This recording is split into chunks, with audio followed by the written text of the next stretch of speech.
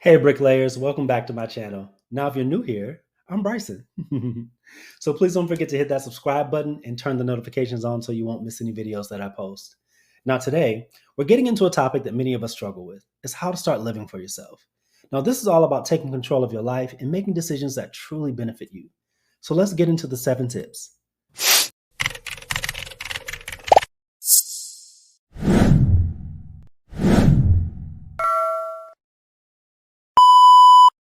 All right, let's get into it. Tip number 1, relax your mind. Now, we've all been guilty of overthinking in some phase of our lives. But hear me, overthinking is like a mental hamster wheel. It keeps you busy, but it gets you nowhere. At the end of the day, you end up frustrated and not wanting to talk to anyone. Now, when you overanalyze every situation, you end up stuck without making any decisions. So trust yourself, trust your instincts, and make decisions with confidence. Now, you can begin to overcome this simply by practicing mindfulness. Some techniques that work for me are deep breathing, journaling, and scripting. I do this to quiet my mind and to focus on the present moment. Now, if it works for me, I am so confident that it can work for you too. So the next time that you catch yourself overthinking, take a deep breath and remind yourself that positive actions beat fear and analysis by paralysis. You got this. Don't get in your head about it. All right, let's move on to tip number 2. Be kind to yourself. Being kind to yourself is something that we often forget. We spend a lot of time and energy exerting so much kindness into others, being graceful to their mistakes, but forgetting to be graceful to ourselves when we make mistakes or things don't go as planned. Listen, we all make mistakes. It's important to treat yourself with the same understanding and forgiveness that you offer someone else or the pet that you love. Now, you can begin doing this simply by starting a self-care routine that includes affirmations or writing down 3 things that you're grateful for every day. They're small steps, small actions, but they work. So the next time that you're facing a setback, practice self-compassion by speaking to yourself as you would a dear friend or somebody that you truly do love. All right, let's move on to tip number 3. Put your care first. Oftentimes, just like the last tip, we forget to care about ourselves because we're so busy putting everyone before us, making sure the kids are good, the spouse is good, the mom and dad are good, and so many other people. But listen, self-care isn't just about pampering other people. It's about pampering yourself, making sure you're good. It's about taking intentional actions to nurture and nourish your physical, emotional, mental, and spiritual well-being. Now, you can actually overcome this simply by creating a weekly self-care schedule that includes exercises, healthy meals, and relaxation techniques like meditation or bubble baths. Now, of course, you can throw in a massage, a movie, a hike, or something else that simply brings you joy. I had to throw those last pieces in because I like to do those things. But bottom line is, commit to prioritizing your self-care this week. Remember, taking care of yourself is not selfish, it's essential. If you're not good to yourself, you're not going to be good for anyone else. Just think about it. All right, let's move on to tip number 4. Is connect with positivity. Now, we've all heard the saying, the people that you spend the most time around, you become. So think about it. The people you spend the most time with have a significant impact on your mindset and the outlook that you have on life. So choose to be around people that are mutually supportive, mutually encouraging, and they hold you accountable.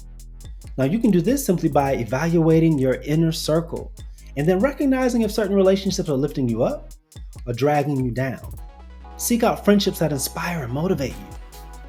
Then reach out to those positive influences in your life and express gratitude just for their support.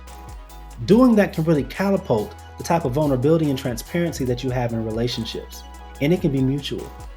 All right, let's move on. Tip number 5, protect your time and your energy. Now, this one is a definite must. Your time is most valuable, and your energy is even more valuable.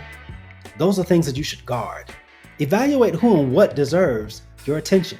Now, doing this, you can identify your top time wasters and replace them with activities and people that contribute positively to your well-being and your goals.